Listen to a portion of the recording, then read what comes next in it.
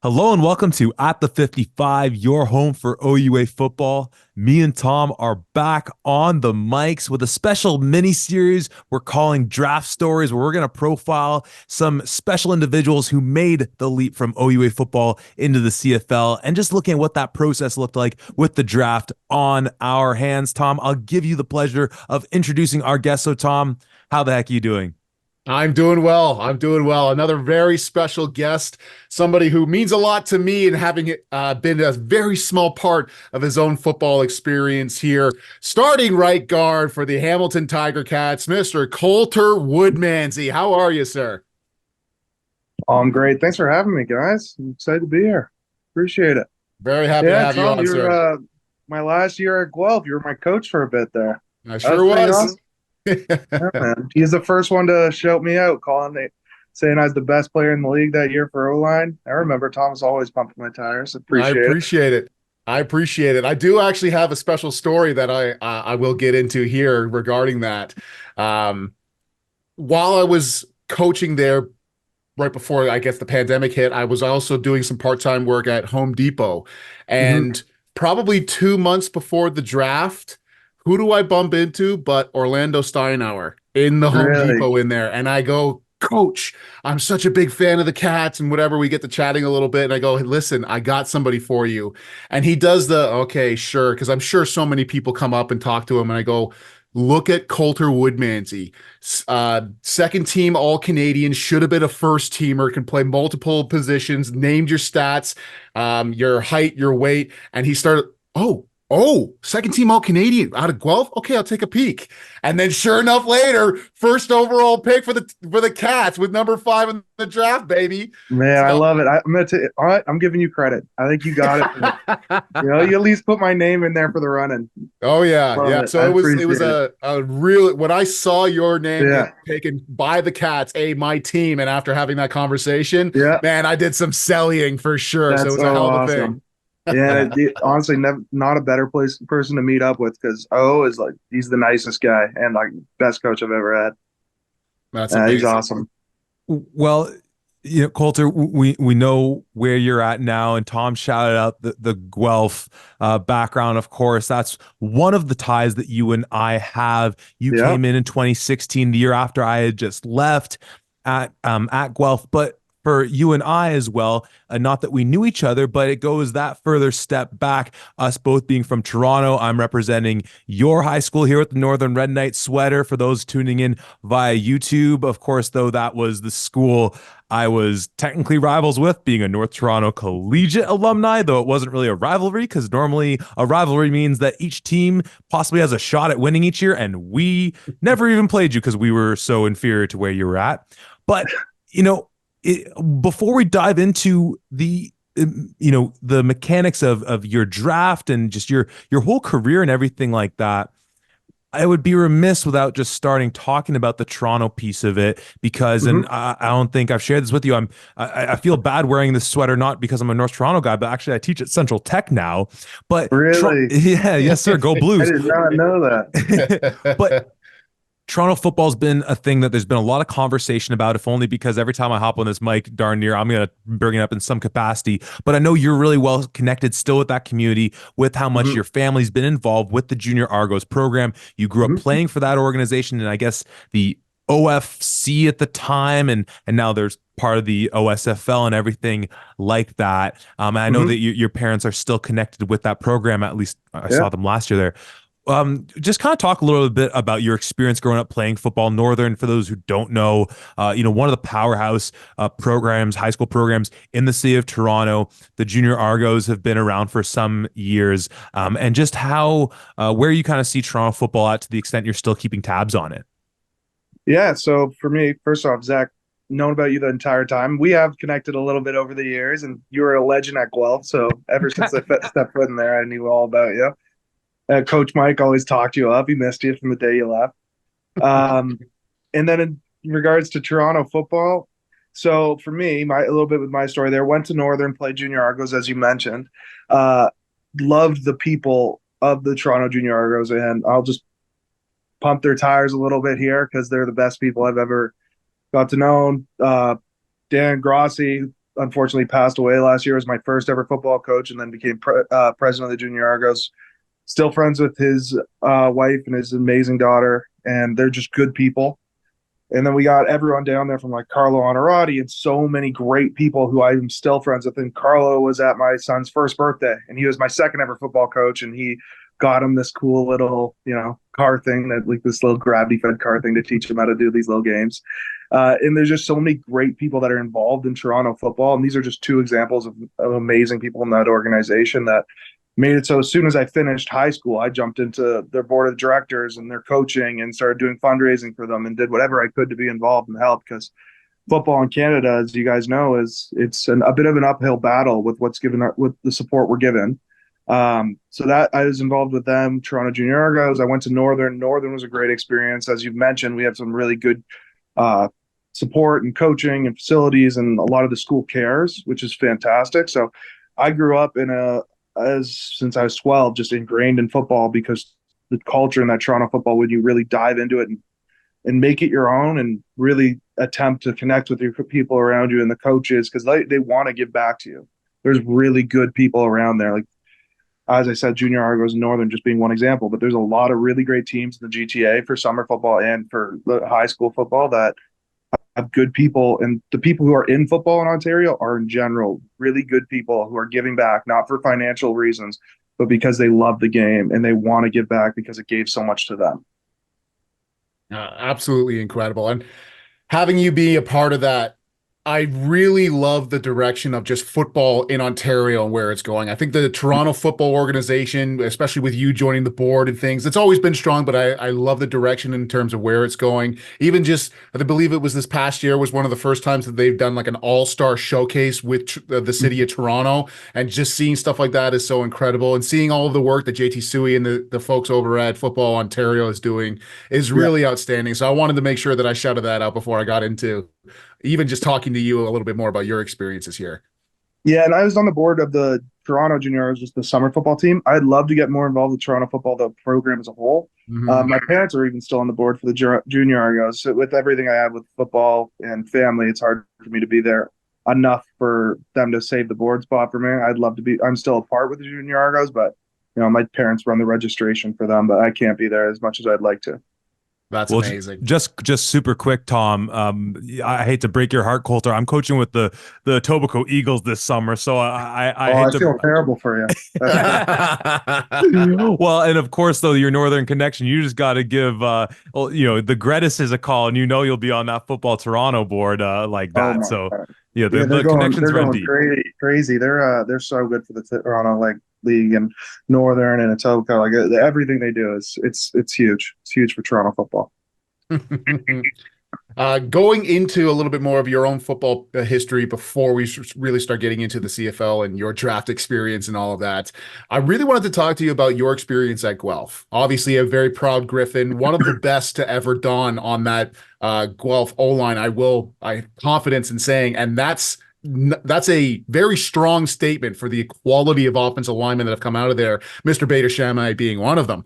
But Legend. I'm interested to see what your experience was like, because obviously you come in 2016 right after the big 2015 Yates Cup victory. You have Coach K-Mac for 16 and 17, Coach Galloway in 18, and then Coach Sheehan in 19. So a little bit tumultuous at the bare minimum, although the one constant at least is Coach McDonald in there, one of the best to do it. So wanted to just see, what was your experience like? Obviously, I believe the stat that I saw was you had 32 overall dresses, but 28 starts at the University of Guelph throughout your entire time there, which is absolutely outstanding. So being somebody that's on that front line as one of the captains in some of your later years, what was your experience like with all of those different changing head coaches throughout your time there? Yeah. So as you talked about, the most important thing for the offensive line was that Coach Mike was there, and he was so constant, and he kept his culture in his room. And for everyone that was around him, not just the offensive line, because who he was as a person spreads out to everyone he touches, because he's an amazing person. Still to this day, I can't say enough good things about the way he is. I kind of think of him as like a second father and everything for me, because just from the moment I committed there, he put everything, and he genuinely cares about his players, and not just about how they perform for him on the field, but who they are as people. And it's not just myself who's done well in football. It's every guy he's committed, like he's had play for him. He has been committed to being a part of their life and improving them as people. But I get to Guelph and I committed under Stu Lang. Then he steps away and we get K-Mac. It was a bit of a interesting first year because we came off of that huge run of Zach's time where he was incredible and that he carried the team to 7-1 every year, and we go, I think it was I think it was 3-5, or I think it was 3-5 and somehow sneak into the playoffs though. And I was lucky that when I got to Guelph, I had Andrew Pickett as my mentor and Eric Starzella and a bunch of other guys who ended up CFL bound, and just a great culture of people. And I played next to Kyle Frazier in his 5th year, another guy who had a CFL shot. And, my first year, I got really great mentoring and great opportunity around me. So I started a couple games as a rookie and dressed, and I got a lot of opportunity to grow and learn and actually figure out like, oh, this isn't just going to be easy. I can't just walk out here and play football with all these great athletes. Like it's going to take some time. I can't just be 6'5" and 300+ pounds and it work out, right? Like you actually have to put a lot into it. That off season was huge for me. I got a lot of help with training. Jordan Foley was our trainer that year still. He was amazing, really pushed. And then we had Andrew Graham following that. And he, again, huge development for me. And from my first to second year, I got the opportunity to start going into my second year, held that down for the year. I think, that was Andrew's last year. So we had a really solid offensive line there too. Colin Jerome, Andrew, Jalen, Ziggy, and then a bunch of the guys who came in with me, like Petrie and everything, and really fun group. And we had K-Mac's leadership, and we had a little bit of turmoil there. It wasn't the best year. I still loved K-Mac, but obviously things didn't go that well for us. And, we had some moving parts, and, it wasn't easy. And then then things moved on from there, and we got Galloway, and I loved Coach Galloway. Like we made it to the Yates Cup that year. With all the adversity and everything else we went through in that third year, we ended up going to the Yates Cup, and we were a really good team. Obviously, Western won the Vanier that year, I believe, and they were killing it. Or was it the year before? Well, either way, they beat the tar out of us 2 years in a row there. And but no, it was that third year I was starting to step into a bit of a leadership role, and I forgot to actually get my feet under me.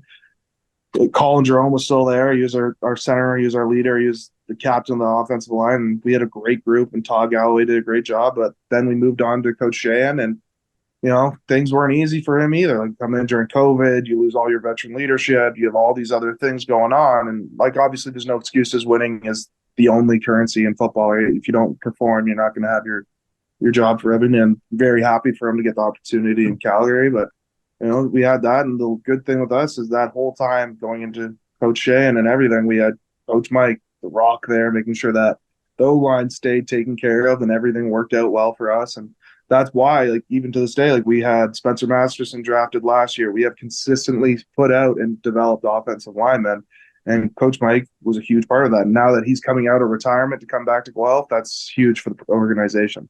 Mm-hmm.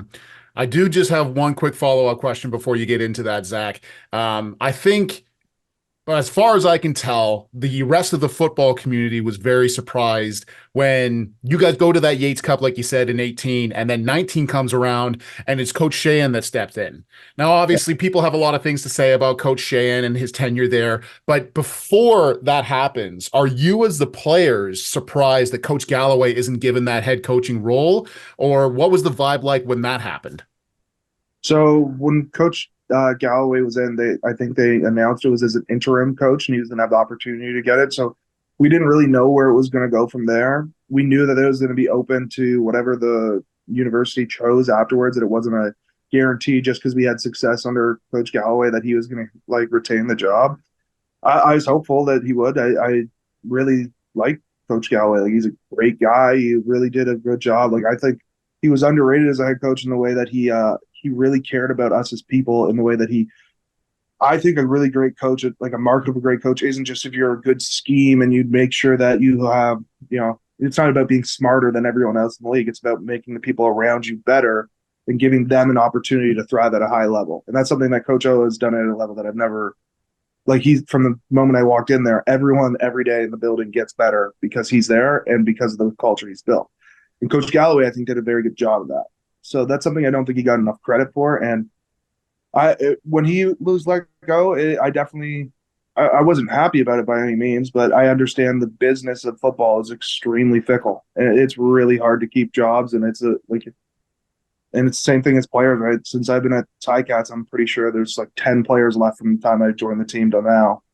And same thing for coaching, right? It's tough. You have to win if you want to keep your job. It's just is what it is. I I I I echo everything you said about Coach Galloway. We've talked about him a lot on this podcast, especially with the success he's now been having at Laurier, Mm, and he's one of my favorite people I've met in my not just my football journey, but in mm. my life. But amongst all the, you mentioned so many great names, and like, I don't think people realize, like, when you said that offensive line of Jalen Guthrie, Andrew Pickett, Colin Jerome, yourself, and then Kyle Frazier, like that, or sorry, and then Eric Starcella, Ziggy, like that is like that's crazy. I don't think people quite realize how nuts that is. Colin And then we Jerome, have by the Johnny way, Augustine behind us running the ball too. and Johnny Augustine running the Yeah. ball. Yeah, Colin Jerome, still the only individual I've ever met who puts his socks on first and then his underpants and everything else. It's an interesting move, but I love you, Jerome. But you mentioned, of course, with the transition of those coaches, Sheehan, part of the difficulty of that for him coming in with COVID, looming at the time. Now let's talk about now your draft and you getting picked up by the Ticats fifth overall as a funny little Yeah. tidbit, of course, connected with the Johnny Manziel trade. Yeah. I'm curious what thoughts you have of that. But we're in the midst of combine season right now. We'll definitely talk about your brother at some point in the midst of this with him going through this experience, but an experience that you didn't get to have. Like, talk to us about what your journey to the draft was during Yeah. the early months of 2020. Yeah. So um kind of leading into the draft, I guess East West would be the start for me. I'd go to East West. I felt like I didn't do as well as I wanted to testing, and I feel like I practiced okay, and in one-on-ones I did okay, but in the game I played very well. Then I get into it and I start talking to agents, and I signed with Fred Weiner, which has been amazing. I've nothing but great things to say about him. He's given me a lot of good opportunities, just took my contract with him. So I signed with him, and then Ticats do a long form interview with me before the 2019 season. Like, we sat down with Drew Alving for an hour, plus they send this crazy long like document asking you questions, like ridiculously long. I think it's just to see how many questions you'll actually answer, because they get into questions like, what's your mom's height and weight? And I'm not asking my mom her weight. It's just Yeah. off the table. I apologize to the coaches there. But so I get into that, and that was the only one thing. Then get through the season. Going into the draft, I am working my ass off to go test well and play well and put myself in the best opportunity.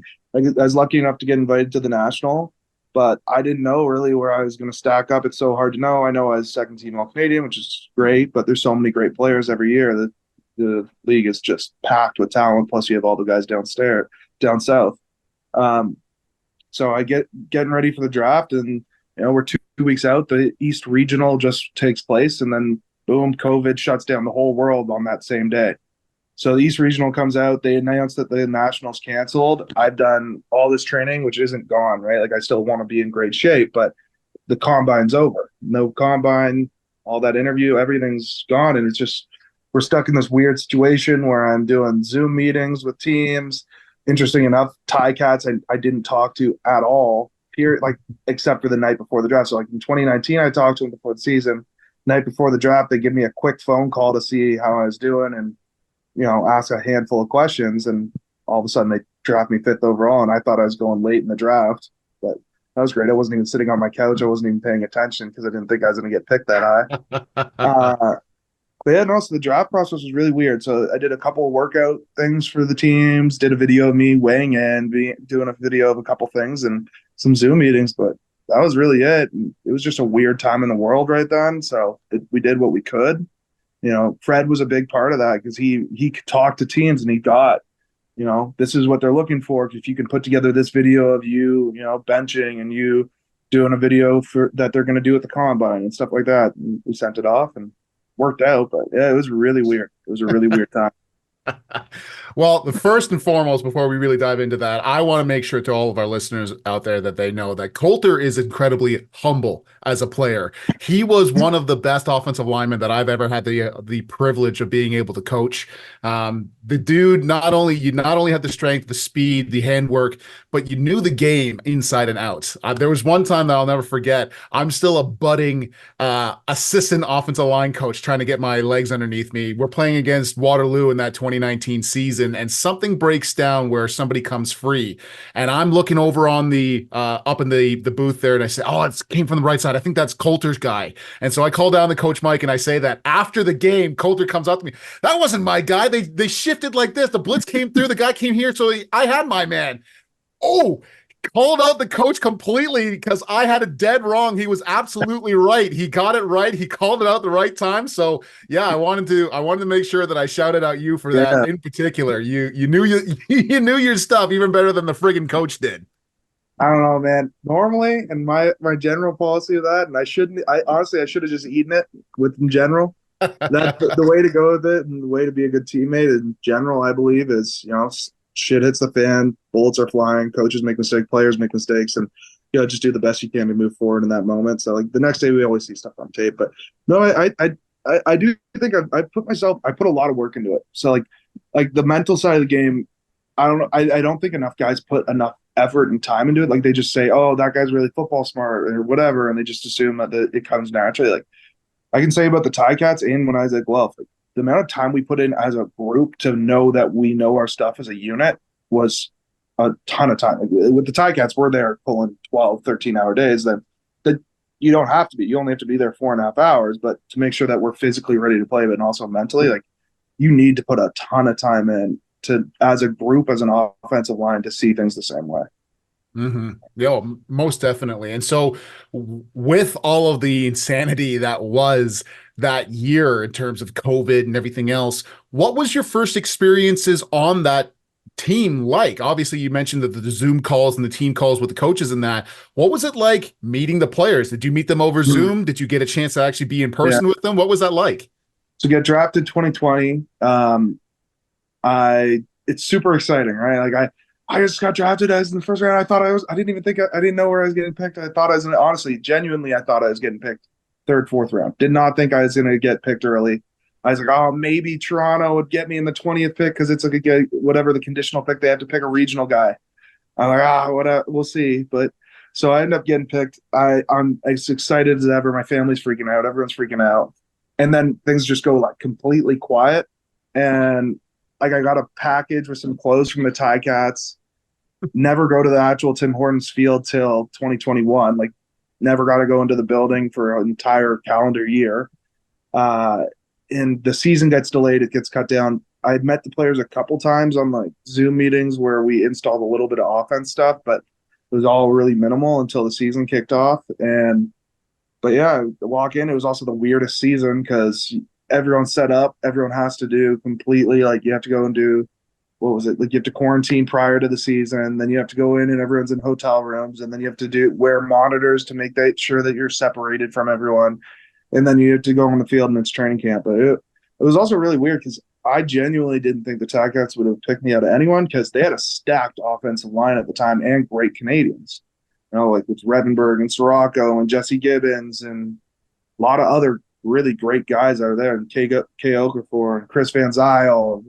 I forget about him because he's just the ratio breaking incredible tackle coming off an MOL season. So, but yeah, so I didn't think I was getting picked there, and I show up to camp, and yeah, I might have been a first round pick, but with all that talent there, I knew that if I wanted to dress or play or do anything, I had to outwork everyone and get that opportunity. Because talking about guys who, Rev, Sirocco, and Jesse Gibbons, all were first round picks. And if I want to play, got to take one of their jobs. Like it's the way the CFL is. And then also looking at a lot of other talented players in that room, like K. Okafor. So he's a dog. Like he was built like a truck, played O line, D line, really hard, great work ethic, really good player too. Yeah. Now, well, actually, a funny story with that as well, Coulter, because I guess in that time you made your way back to Toronto, because some point during those months of 2020, I'm driving around Mount Pleasant and Eglinton running errands, and who do I see like shoveling concrete for I guess it's GPW construction wearing some Hamilton gear, none other than you. I guess you were back home at the time, or maybe it was your brother. I don't know. You two kind of look similar if you're not really getting a good look at the face. So no doubt a weird year for you. Am I right in thinking were you back home and working for your pop's company for a bit there? Yeah, so I was in 2020. I was living at Young and Eglinton, just Yeah, around there the we go. I was working at GPW Construction doing this very cool. We had this one structural project that there's considerable like termite damage and a lot of other things. So we ended up doing like a full foundational repair, just lifting up sections of the house, replacing all the walls, replacing termite damage. It was quite a lot of fun. So that entire off season, that 1 year, I was spending the days doing that. I had the Toon Actepi working with me as well, and Curtis also was out a little bit, and we'd go right from work right to the field, and we would run and do all of our field work, and then go right to my parents. Luckily, had enough of a gym that we could train at our place, and lucky, so we did that every day. Work, run, go to the go train. And I know Datum had an incredible career. He just had a little bit of unlucky health issues. Popped his Well, knee. and you know we'll get into your brother being in Yeah. this current draft class for sure. But I love you brought up Dotun gets drafted by the Elks, couple picks after Kean Schaefer Baker. I mean that year, and it was the first year we did any coverage for the draft, like live on our Instagram page, and it was such a great year for OUA talent. It's a darn shame that it was so real with just the COVID piece of it. But one name in particular, before we get into talking about Curtis, because we loved getting to talk about obviously you had a lot of teammates on that. You talk about the regional pick for the Argos. That's of course Sam Achimpong from Laurier. But another D tackle I want to just ask you about goes 16 overall to the Montreal Alouettes out of Queens. Cam Lawson. You must have had some battles with him. Can you talk about what that guy was like having to deal with in the trenches? Yeah, he's a very powerful guy. Like he's great against the run, good bull rush, good rip. Really good, solid player. At Queens, he basically two gap the center on every play.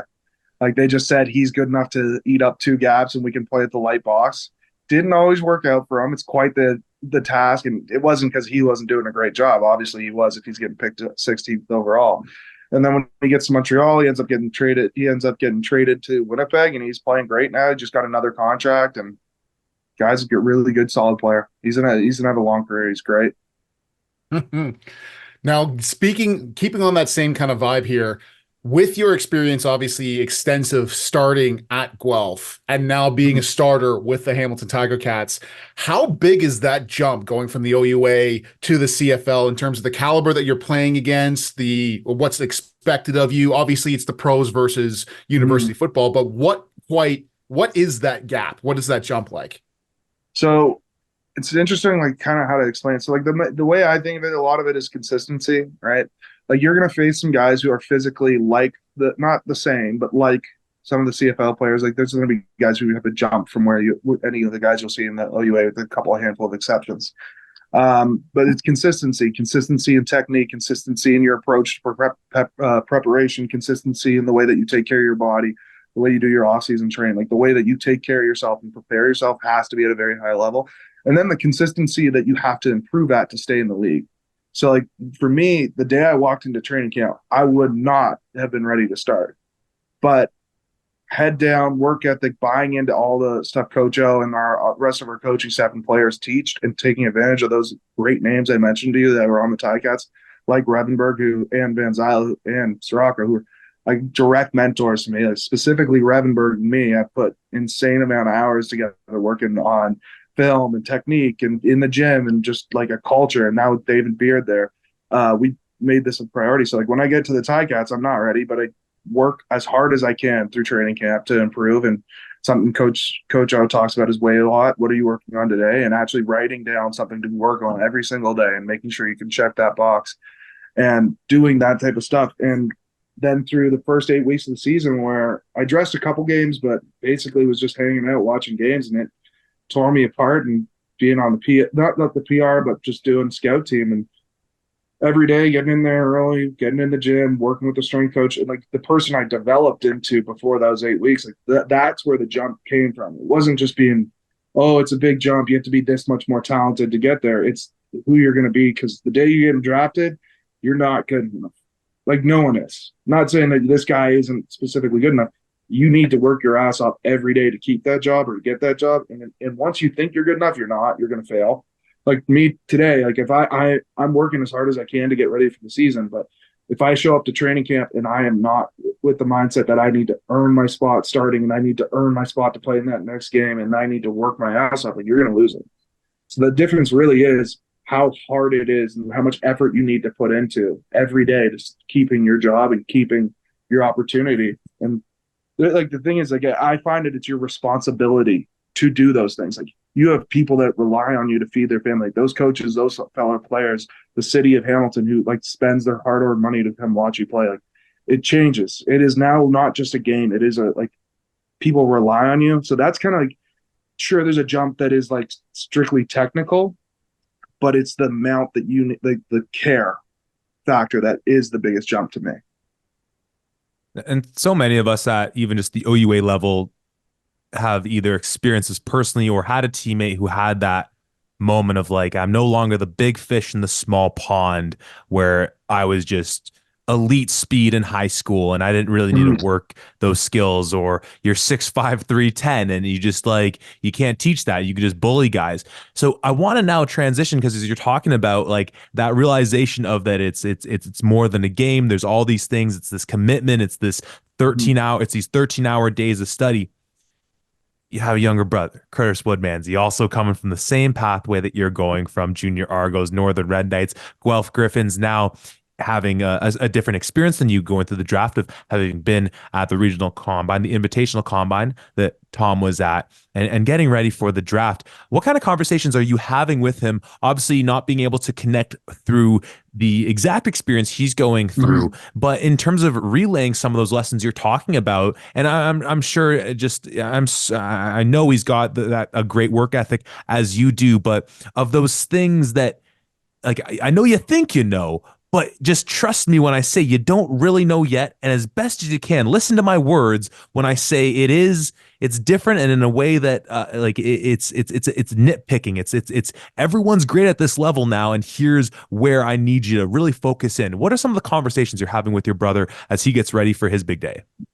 So for Curtis, there's some conversations we've had for sure. And we talk about football, we talk about technique, we talk about specifics, we talk about O-line and D-line and getting into like all the nitty-gritty stuff. But like Curtis is someone that I genuinely know has he's dealt with his own stuff, his own demons, and came on the other end. Like he's had to work his ass off, like more than anyone I've ever seen come through that Guelph program. And that's not just because he's my brother. Like, I don't know if Tom saw him when he first showed up at Guelph and who he is today. And who he was a year before you saw him was a completely different person. That guy has transformed his body. He's transformed his mind. He went through some hard times mentally. And he is now one of those guys who, one, is an academic All-Canadian and also an incredible football player who's doing this like, well, he wants to be a CFL player. He'd be the first ever CFL player who becomes a vet when they're at Guelph. Like, he's an animal biology pushing through all this stuff with still the dream to be a CFL player. And it's not a dream because he financially wants to get rich and go to the CFL, because he'd be better off financially if he just went straight into vet school and pushed his way through. But he genuinely loves and cares for the game and wants to accomplish this for his own like well-being and mindset and everything. And he wants to prove to himself and to all the people that have doubted on that he can do it. And he faces it along every step. And that's why I genuinely believe he'll be able to accomplish it, is because he has that.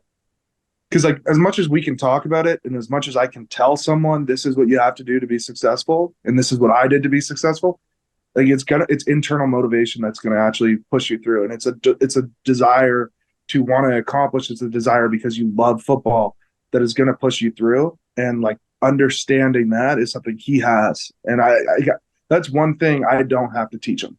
And that's one thing I don't think you can teach to anyone. And he genuinely like the work he put in this offseason. Tom saw him at the combine. Kid came in there and he ran a 4.99 like hand clocked flat 5.1, and he's 287 pounds. Like he's got himself down to 12% body fat. He worked like no one I've ever seen. Like focusing in on his training when he was in the gym every day at 5 o'clock and trained 2-3 times a day. Then he did all of his nutritional stuff and supplementation and did all this while still being an academic All-Canadian, going in animal biology, still being there for his brother's wedding in Panama, still being there for my son's birthday, and being there for everything. Like when you talk about a guy, and this gets me a little bit emotional because of how proud I genuinely am of who he is.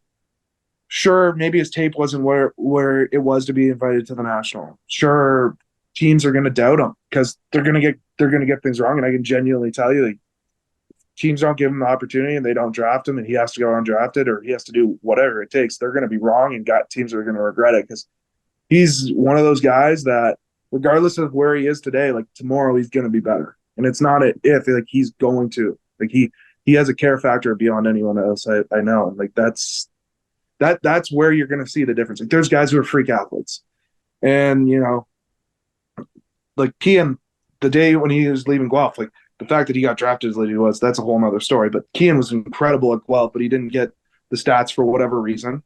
And he also does work his ass off. I'm not saying he doesn't, but like there's guys like that who come out who are incredible athletes who are going to just kill it. But then there's guys who just work so hard that they're going to force themselves through to doing a great job. And that's Curtis. Like he is now where he is today. He's an incredible athlete who's ready to play in the CFL athletically. And he's got the work ethic to figure it out, technique, if it's offensive line, if it's defensive line. An interesting conversation I've had with him, and I would give this advice to anyone who would ask. A lot of teams have talked to him about flopping from D-line to offensive line, and this was a conversation he had at Guelph. The advice I always gave him was, unless you love what you're doing in football or in anything in life, you're not going to make it. So even if offensive line, your body is made to do better in offensive line, or it's an easier pathway for making the CFL, whatever that means, unless you genuinely love it and care, you're not going to make it. If he flips to offensive line when he gets to the CFL, that's his own decision. And if he flipped to Guelph, that's his own decision. That's great. But unless you genuinely love and care about what you're doing, it's not going to work for you. Mm-hmm. Yeah. And I talked about it a little bit on the podcast that we did talking about the regional combine just a couple weeks ago or last week. But the number one person that jumped off the page as soon as you looked at them was Curtis. And like everybody has seen him, even just in this past season, he is the road grader. He's, between him and Josh Campbell, they flip-flop between a 1-tech and a 3-tech. And I think they both have the ability to do so. And Josh Campbell was there and he did his thing as well. But when you look at Curtis, and now suddenly it's not like there's no barrel anymore, but his shoulders are just as broad, if not broader. And he's got the arms and the length. And I'm looking at him like, are you almost too light? Like, what's going on here? And then he does the one-on-ones. And Ethan Kalra, who got invited to the National Combine, who is a fantastic offensive lineman, Curtis got him. And he got him good on at least one rep. And so I'm looking around being like, oh my God, what the hell is in these Woodmansey genes to just be unbelievable football players? But yeah, he really wowed me. I was very surprised. I was talking to Deshaun at Persevere, and I said, I think Curtis Woodmansey is going to get the call up to go because I really loved what he was doing here. He tested really well, like you said. I loved everything that I saw from him on that day. Yeah, no, I think he's physically ready. He's put it like you can see in the one-on-ones. He's fast enough. He's strong enough. He can put it all together. It's going to come down to when he gets to training camp, because even if he gets drafted, I think he'll end up on a team. Like, who knows about the draft process, but if no team gives an opportunity, that's, to be honest, to me, it's a crime, and it is what it is, right? Like, CFL's tough, football's tough, it's business, teams have to make their decisions, but that kid deserves the opportunity to show what he got. And when he goes to camp, he's gonna turn some heads. Mm-hmm. Yeah.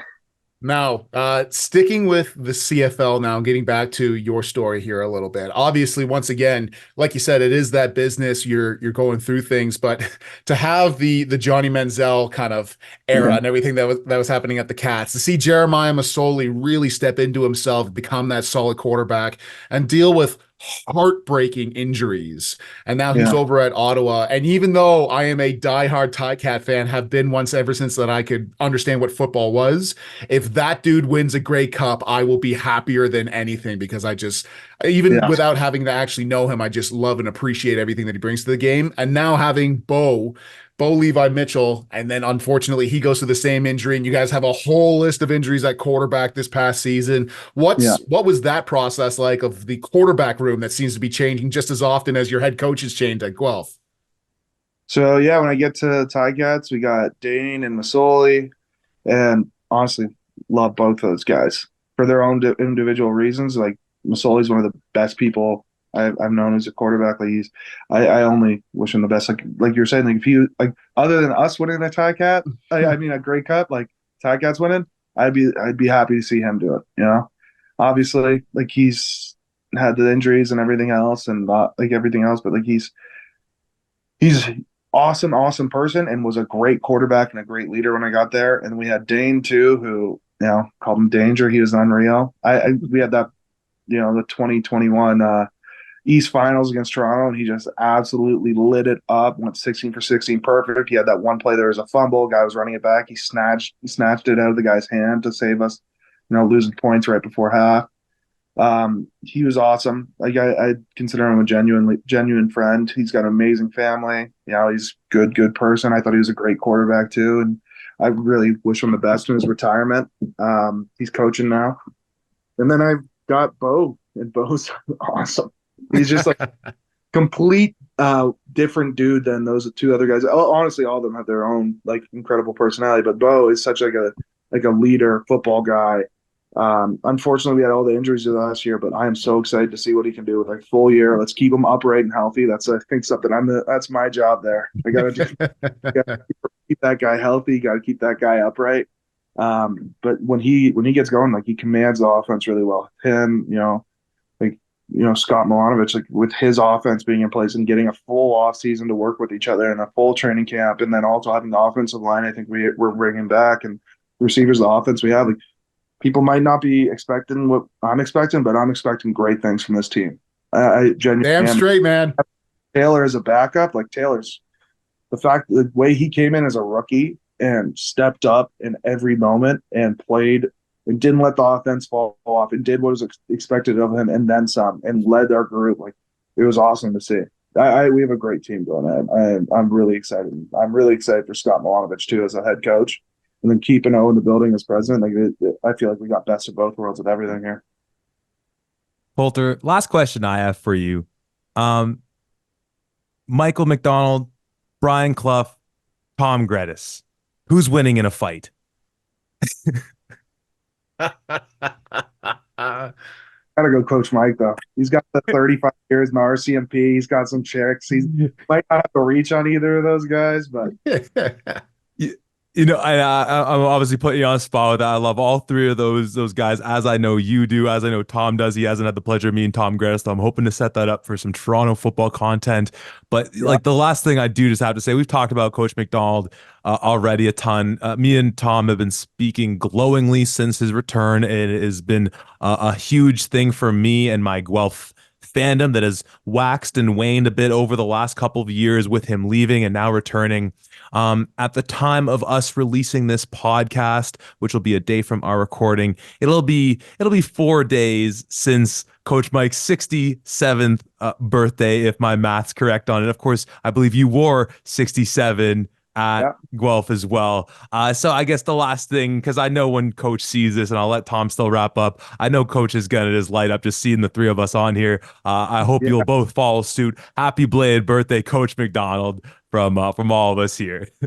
happy birthday, Coach. I want to see him do it again. When he turned 60, I think he did 284-pound bench press at the age of 60. I want to see what he's pushing now. I bet it's 3 plates. Oh yeah. I know where but up. Easy. Happy belated, Coach. Yeah. And once again, we've talked about it before. There's a reason why of all of the changes that have happened this past season. One of the two head coaching changes that we posted about on our Instagram was Coach Mike McDonald. And there's it's little mystery in terms of why we decided to do that. But for a steward of the game, for somebody who is so incredible, it's just he's a no-brainer in that. Yeah. And Fluff's back too. They're bringing the band back together. And Cluffer is back. We've talked about it on here as well, but when you look at that Griffin team, the players that are on the field, if they can stay healthy, and you see the caliber of coach that they have right now, woo! And then the support they're getting, the facilities, everyone in the back end, all the great people that are at Guelph.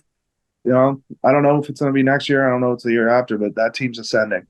That's going to Mhm. be programming along shortly. It is going to be a great time to be a Guelph Griffin fan very, very soon here, which is very exciting. Last question here that I have for you. We talked about it a little bit here and kind of glancing, but you have Coach O. And when you see, I had the a privilege of being a part of a TICAT kind of sponsor event where a few folks who are potentially looking at sponsoring the TICATs and all their partners came to Tim Hortons Field, and he's there as the keynote speaker.